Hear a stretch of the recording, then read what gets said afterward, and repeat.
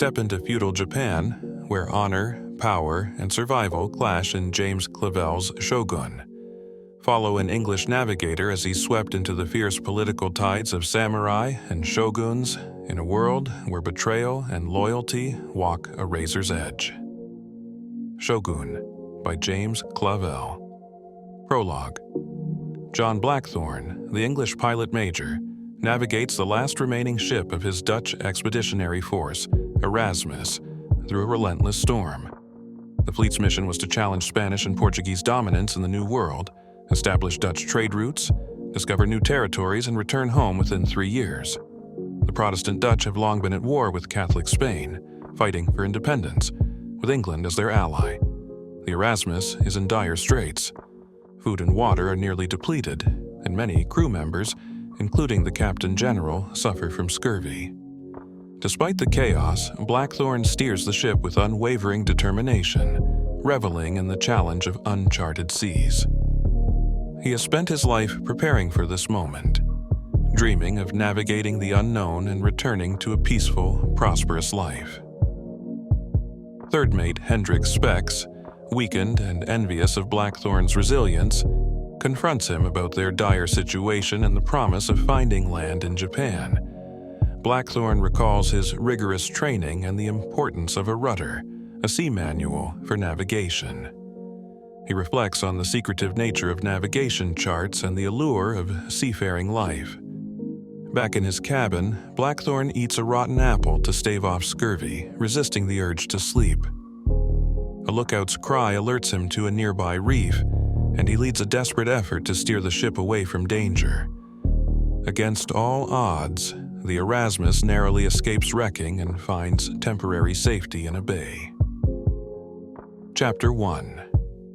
Blackthorne wakes in a Japanese house, bewildered but captivated by his clean surroundings and the cedar-scented room. He deduces from a crucifix that he's in a Christian household, possibly Spanish or Portuguese, and wonders if he's in Japan or Cathay, China. A Japanese woman, seemingly a servant, enters but leaves after realizing he's hungry.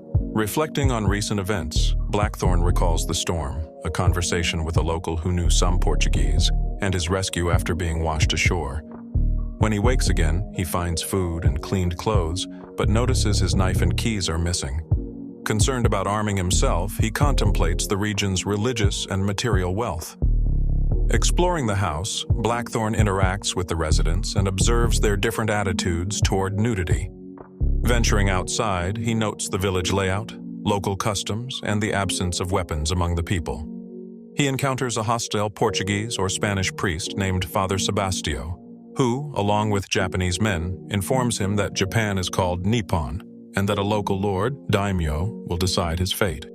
In a shocking display of power, Samurai Omi-san executes a villager for disrespect with terrifying efficiency and dismembers the body. Blackthorne returns to the Erasmus, now commandeered by samurai, realizing he can't retrieve his secret navigation documents. Reunited with his crew, they share stories, lament the lack of alcohol, and express fears about the local Jesuits and authorities. Blackthorne assures them to wait for the daimyo, hoping to trade and secure safe passage. A misunderstanding with Mura, the headman, leads to a forced bath after Blackthorne is subdued with martial techniques. Mura, reflecting on his past as a warrior, considers Japan's political and social situation and the intriguing presence of Blackthorne, the foreign pilot major. Chapter 2. Daimyo Kasagi Yabu of Izu, a powerful and potentially cruel leader, sits high on his platform, casting a stern gaze upon John Blackthorne, who kneels before him. The air is thick with tension as Yabu demands to know Blackthorne's identity, origins, the details of his voyage, and whether he has engaged in piracy. Blackthorne, determined and resolute, insists they are not pirates. He tries to explain the complex political landscape involving England, the Netherlands, and the Spanish-Portuguese Empire. However, the Jesuit priest Father Sebastio, serving as the interpreter, is openly hostile toward Blackthorne, mistrusting his every word and showing clear allegiance to the Portuguese. Surrounded by his lieutenants and 50 samurai, Yabu exudes an aura of power and menace. Blackthorne's crew kneels submissively, their spirits dampened, with the injured Captain General lying helplessly on the ground.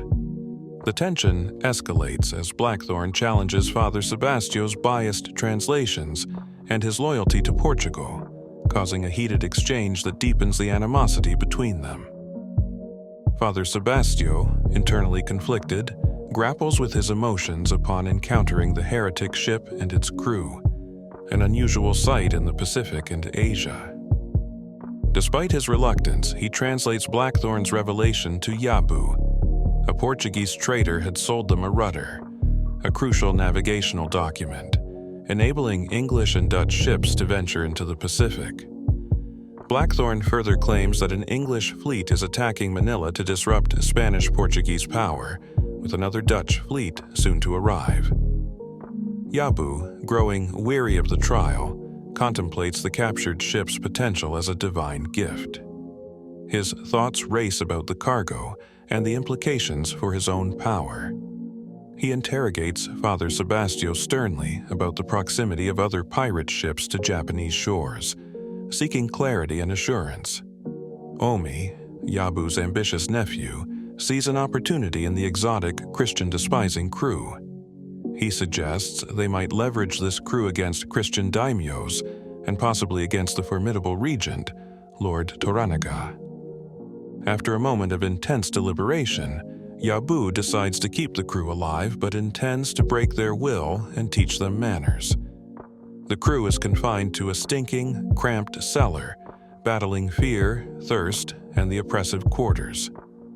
Blackthorne recalls a fleeting moment of solace, a memory of bathing, being cared for, and experiencing intimacy with a Japanese woman after his capture.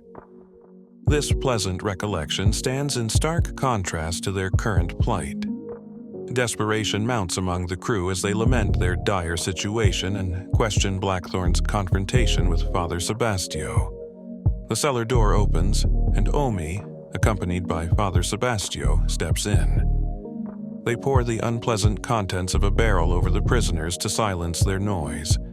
Omi announces with chilling finality that one of them must be chosen to die by dusk, but Blackthorne is exempt from selection. The chapter closes with the crew grappling with this grim ultimatum, their spirits crushed but not entirely broken, as they face the harrowing decision that looms over them. Chapter 3. Yabu felt a surge of confidence as he soaked in his bath, contemplating the newfound power that came with his recent acquisition of armaments. He had ordered the transfer of 500 muskets, 20 cannons, and ample ammunition to his castle in Mishima. His retainers, oblivious to his excitement, couldn't fathom the need for such secrecy. As he soaked, Yabu reminisced about the introduction of guns to Japan by the Portuguese. These weapons, long considered dishonorable in traditional Japanese warfare, were now central to his plan. He envisioned an elite force of 500 samurai, armed with muskets and supported by cannons, capable of tipping the scales in any conflict. Pragmatism, he believed, must outweigh the ancient code of Bushido.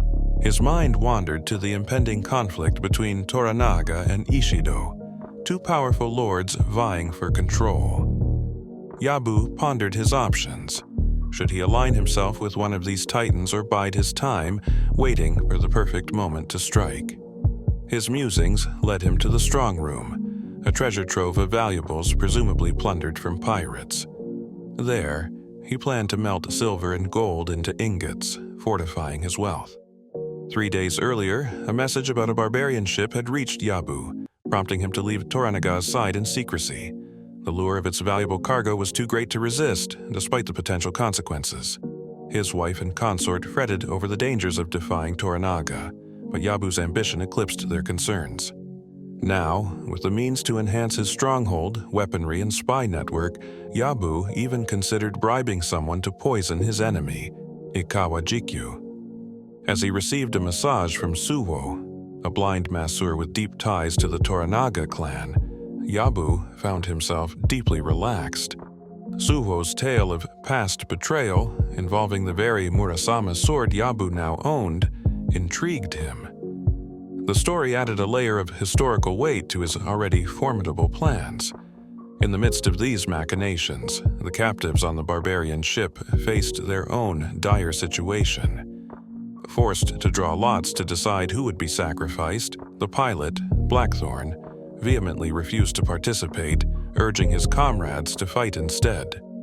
His protests were overruled, and the captives swore to God to abide by the drawing. Vink drew the short straw, sealing his fate.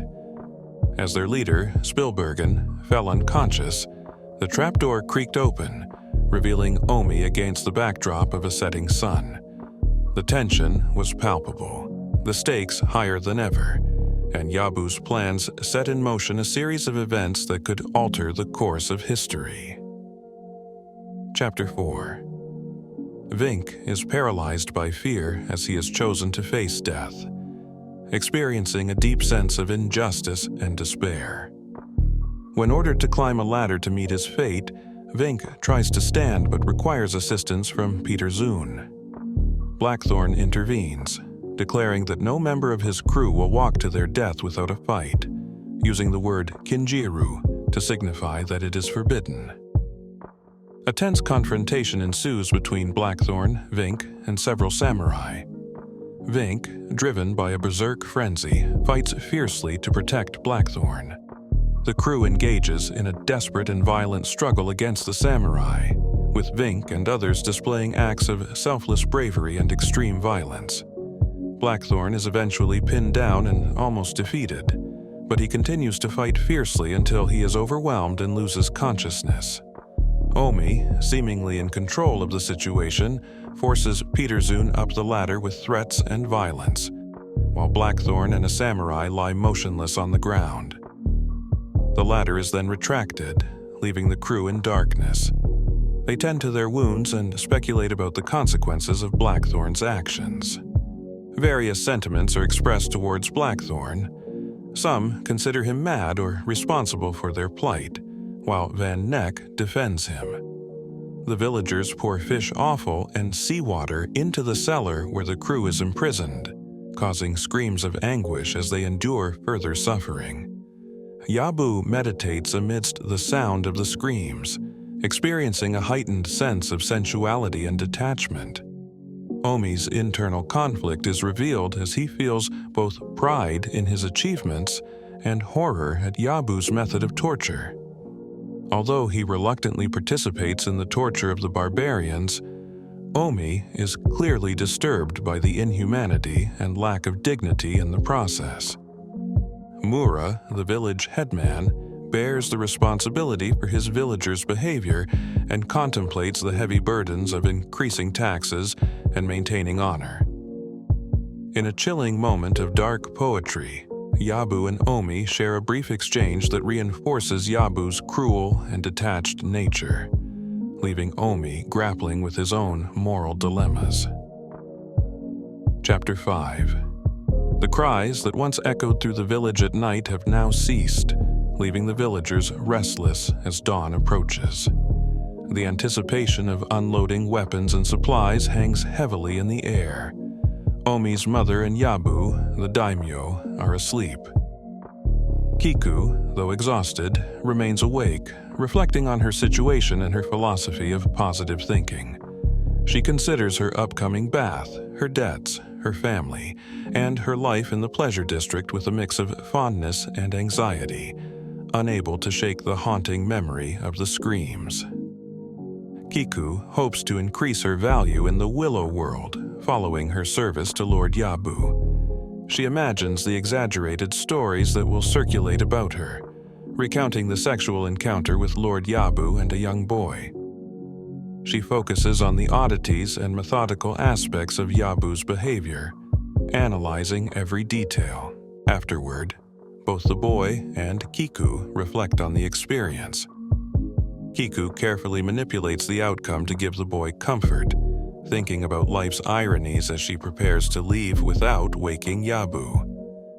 She attends meticulously to her appearance, knowing that perception is everything in her world. As she departs, Kiku subtly manipulates the villagers' perceptions, insinuating that she has suffered greatly from the night's events. She knows that gossip will spread quickly. The villagers, especially Mura and his mother, are eager to speculate about Kiku's night with Yabu, spreading rumors of intense and possibly damaging encounters. Mura fantasizes about being with Kiku himself, admiring her rumored expertise and imagining the satisfaction that might come from such an encounter. Meanwhile, at the funeral pyre, a respectful ceremony is held for a dead barbarian, attended by Omi, Tsukimoto, and their guards. In the foul cellar, Blackthorne tends to his shipmates, musing on their dire situation and reflecting on the harrowing screams of Peter Zune. A samurai who shares the cellar with Blackthorne's crew is in a terrible state. The crew denies him water, but Blackthorne disagrees with this decision. The samurai, driven to despair, attempts suicide but cannot follow through. Despite his refusal to assist in suicide, Blackthorne offers him water once more. The captives endure an agonizing wait for their fate to be clarified, each crew member struggling with fear and the desire for release. Finally, the trapdoor opens, and the priest commands Blackthorne to come out of the cellar alone. Chapter 6. Blackthorne is forcibly dragged out of the pit where he and his men have been held captive.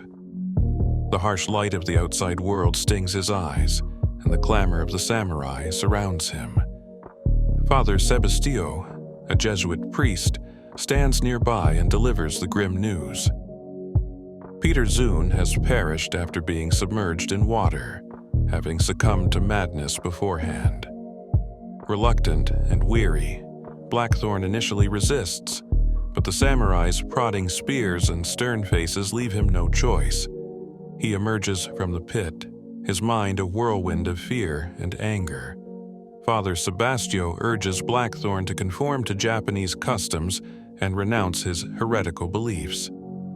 Defiant, Blackthorne boldly declares his status as a daimyo in his homeland, clinging to the last vestiges of his dignity. Father Sebastio translates Omi's message. Blackthorne's rank is meaningless here. His life and the lives of his men are at the mercy of Lord Yabu. Omi, a cunning and ruthless samurai, offers Blackthorne a bath, food, and drink. The offer is laced with a sinister threat. If Blackthorne does not comply, his men's lives will be forfeit. To underscore their dominance, the samurai begin to heat water, preparing to boil Krook, a young member of Blackthorne's crew. The sight of his comrade in peril forces Blackthorne to capitulate. He agrees to obey, hoping to spare Krook from a gruesome fate. As a final act of humiliation, Omi urinates on Blackthorne's back, a degrading display of power meant to break his spirit. Omi bestows upon Blackthorne the Japanese name Anjin, meaning pilot, since his real name is too difficult for the Japanese to pronounce. He warns Blackthorne that he will be held accountable for any misconduct by his men. Back at Omi's residence, the samurai discusses their tactics with Lord Yabu. Their ruthless methods have proven effective in subjugating the foreigners. Pleased with Omi's success, Yabu rewards him with increased lands, wealth, titles, and promises of future support in times of war. As they contemplate Blackthorne's potential value and the worth of his ship, Omi suggests keeping the vessel to learn from the barbarians. Yabu, however, remains skeptical, considering the possibility of selling the ship to the Portuguese.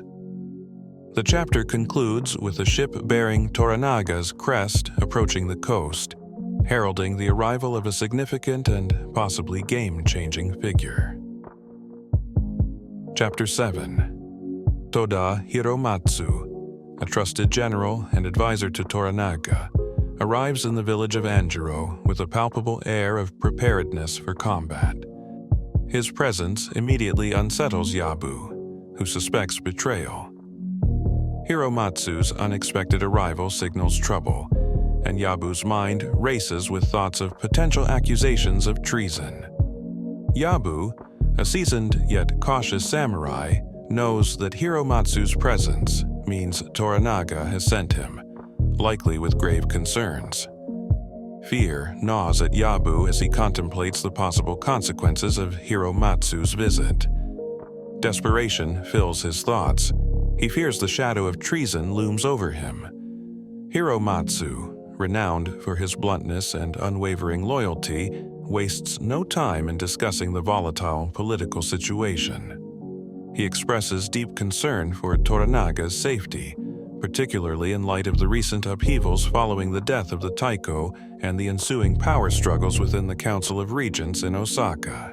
Why would Toranaga risk his life by attending a meeting in Osaka Castle? Hiromatsu's voice is sharp, laced with frustration. He criticizes Toranaga's decision to step into the Lion's Den, a castle controlled by their formidable enemy, Ishido. Anxiety lines his face as he contemplates the potential for open conflict with Ishido, a conflict he is more than willing to embrace to protect his liege lord. Accusations fly as Hiromatsu confronts Yabu about his perceived insubordination. "You violated Toranaga's orders by not waiting for him in Yedo," Hiromatsu accuses, his tone icy. Yabu, taken aback, scrambles to justify his actions, particularly his decision regarding the ship, stressing its strategic importance. "The ship was crucial to our cause," Yabu insists, trying to salvage his standing. But Hiromatsu, relentless and incisive, reveals that the ship and its contents have already been confiscated by Lord Toranaga. The revelation sends a shiver down Yabu's spine as he processes the implications, realizing his plans are in jeopardy. In a desperate bid to save face, Yabu grudgingly offers the ship as a gift to Toranaga, a gesture meant to disguise the reality of its confiscation. Hiromatsu accepts the gesture with a stoic nod, though inwardly he is displeased with his own duplicity. He conceals his true feelings from Yabu, maintaining an air of unwavering loyalty. The tension between the two men is palpable as Yabu grapples with the reality of his situation. He resolves to address the issue of the spy within his ranks, vowing to uncover and eliminate the traitor. The chapter concludes with Yabu reluctantly joining Hiromatsu on the journey to Osaka. He knows that accompanying Hiromatsu could endanger his position and possibly his life, yet he has no choice but to comply. As they set out, the weight of uncertainty and danger hangs heavily over them, foreshadowing the turbulent events to come. Chapter 8. The chapter unfolds on the second day at sea aboard the Erasmus, where the atmosphere is thick with tension as a storm looms on the horizon. John Blackthorne, also known as Ingles, stands on the deck, the salt spray stinging his face as he's approached by Rodriguez, the ship's pilot. The wind is shifting ominously, and Rodriguez seeks Blackthorne's expertise on navigating the impending tempest. As they discuss their course, Blackthorne's keen instincts warn him of the storm's approach, but Rodriguez, motivated by a sense of duty and the pressure of their timeline, dismisses the idea of seeking shelter, arguing it would waste precious hours. In the midst of their heated discussion, the weight of Rodriguez's burden becomes clear. He carries a sealed package from Father Sebastio, a secret whose significance gnaws at him, hinting at its potential to alter their fates. Amidst this brewing storm, Blackthorne reflects on his tumultuous past and the brutal religious conflicts that have shaped his life. He harbors a bitter resentment towards the age's sectarian violence, wishing he had been born into a faith that would have spared him persecution. This inner conflict deepens as he watches Rodriguez, visibly strained by the pressures of command. Seeing Rodriguez on the brink of collapse, Blackthorne offers to take the watch, sensing that a clear head is crucial for the survival of the ship and crew. He deftly adjusts their course, guiding the Erasmus as he contemplates his own tenuous situation. His longing to return home to England feels distant and uncertain. As the weather turns violent, the two men brace for impact. Blackthorne's warnings finally penetrate Rodriguez's stubborn resolve, and he reluctantly agrees to head toward the coast for refuge. The storm unleashes its fury, battering the ship and testing its limits. Blackthorne is captivated by Rodriguez's frantic yet instinctive protective measures, all the while weighing his own chances of escape should disaster strike. The storm crescendos into chaos as the Erasmus pitches and rolls violently. With the waves crashing around them, Blackthorne's leadership shines as he persuades Rodriguez to steer the ship into the harbor, against the pilot's instinct to turn into the wind for safety. This decision hangs heavy in the air, a gamble that could either save them or seal their doom. As the tempest rages, tragedy strikes when Rodriguez is swept overboard, leaving Blackthorne to grapple with his own survival instincts.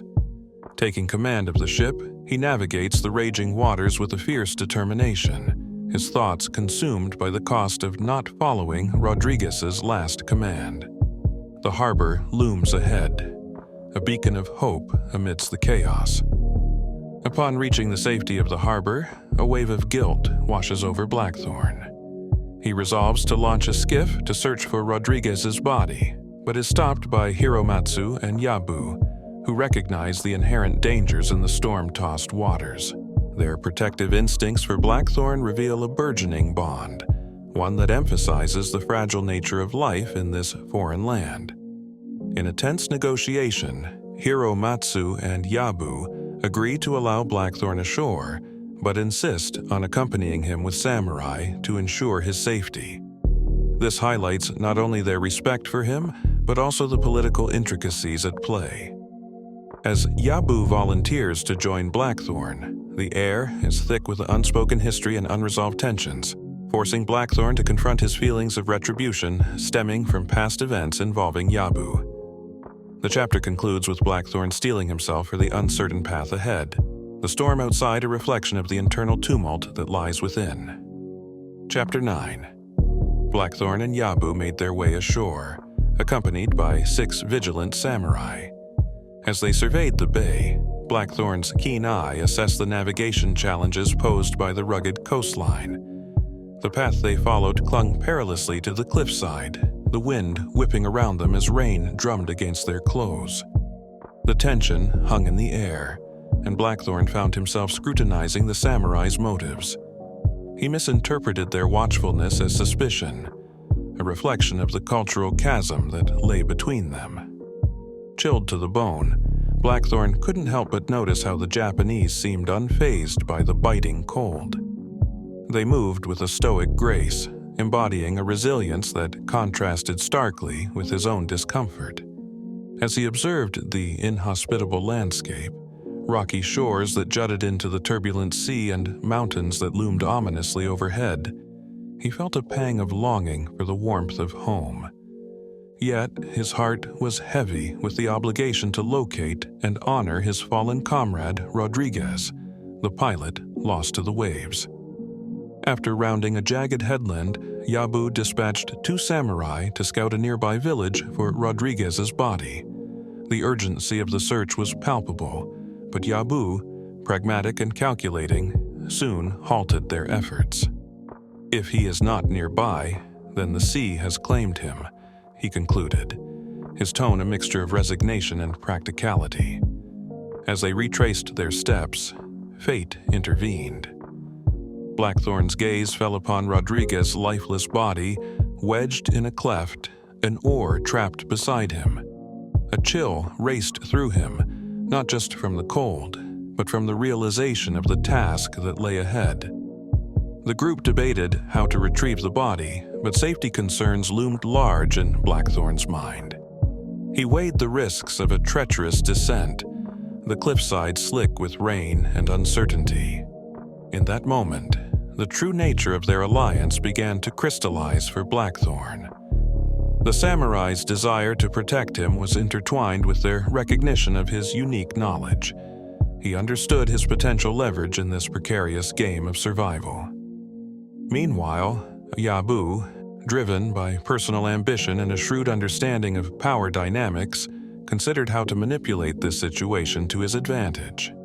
The strategic implications of controlling the ships and potentially aligning with the foreign pilots danced in his mind. With newfound resolve, Yabu accepted the daunting challenge of retrieving Rodriguez's body. His agile movements revealed a climbing prowess that momentarily eclipsed Blackthorne's reservations. But as he scaled the cliff, a misstep sent him tumbling downward, leaving him injured but undeterred. Gritting his teeth, Yabu scrambled to secure Rodriguez, driven by a blend of duty and ambition.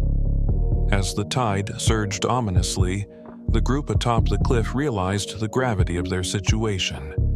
They had little time to act.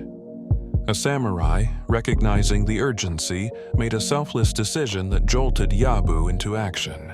He found a precarious ledge, a lifeline for Rodriguez, as the rising water threatened to engulf them. With improvised ropes fashioned from the samurai's clothing, they executed a daring rescue. Tension crackled in the air as they worked against time, each heartbeat resonating with the urgency of their mission. Upon their triumphant return to solid ground, a doctor rushed to tend to Rodriguez, his lifeless body a stark reminder of their precarious existence. Yabu, however, rebuffed any assistance, a subtle yet profound acknowledgement passing between him and Blackthorne. In that moment, respect bridged the cultural divide, a silent agreement that their fates were now intertwined, bound by honor and the shared weight of survival in a world fraught with uncertainty. Chapter 10. Their journey from the bay to Osaka unfolded smoothly, thanks to Rodriguez's meticulously followed rudders, navigational guides. As the ship glided through calm waters, Rodriguez slowly regained consciousness. He winced as he became aware of the bandages binding his leg and the strapping across his shoulder, reminders of his injuries from the recent storm. Blackthorne, ever the resilient leader, approached Rodriguez with a sense of relief. "You're alive because of me," he declared, recalling how he had risked his own life to save Rodriguez after he was thrown overboard during the tempest. The tension in the air lightened as a Japanese doctor arrived to attend to Rodriguez. Despite Blackthorne's eagerness to apply European medical practices, including his insistence on open portholes for fresh air, the doctor calmly proceeded with traditional methods, highlighting the cultural divide that persisted even in matters of health.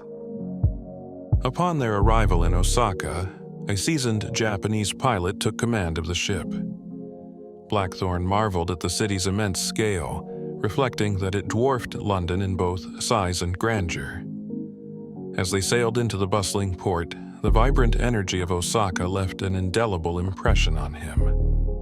Once ashore, Rodriguez and Blackthorne engaged in a thoughtful discussion about Japan's complex political and religious landscape. They spoke of the growing influence of the Jesuits and the increasing hostility towards Christians from certain Japanese leaders, a subject fraught with tension and danger. Rodriguez revealed that he had carefully copied his rudder for Blackthorne, suggesting a deepening trust between them. He also mentioned the significant sealed package he carried, its contents unknown but potentially vital to their survival. Describing Japan as an upside-down world, Rodriguez shared alarming insights about the nation's vast population and formidable strength. His words weighed heavily on Blackthorne as he considered the implications of their situation. Rodriguez elaborated on the numerous Christian converts in Japan, the Jesuits' power base in Nagasaki, and the historical troubles stemming from the Taiko's edicts against Christians, painting a stark picture of a society on the brink of upheaval. As they docked, Blackthorne received a summons from Hiromatsu, a high-ranking Japanese official. Anxious about the Japanese motives and the uncertain nature of their welcome, he steeled himself for what lay ahead. The chapter closed with Blackthorne stepping into the shadow of Osaka Castle, its formidable walls standing as a testament to the power of the samurai. The sentinels guarding the entrance bore distinct colors, symbolizing their varying allegiances, while a heavy door loomed ahead, guarded by chosen men. With every step, Blackthorne felt the weight of his choices and the precarious nature of their mission in this foreign land.